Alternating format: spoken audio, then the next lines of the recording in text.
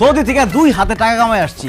এই 6 মাস গ্রামে থাকবো, খাবো, ফুর্তি করব, ঘুরবো, মজা করব আর 2 হাতে টাকা উড়াবো। দেখো দেখো সব কিছু হয়ে গেছে রঙিন, এসে গেছে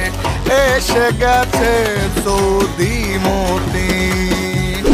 আপনার কি মনে হয় এই সাইজের একটা মানুষ একটা বড় মাছ নিয়ে বাড়ি পর্যন্ত হাইটা যাইতে পারবো? এক কাম করেন, মাছ ফেরত লন, 500 টাকার জায়গায় আমি আপনার 1000 টাকা দেবো।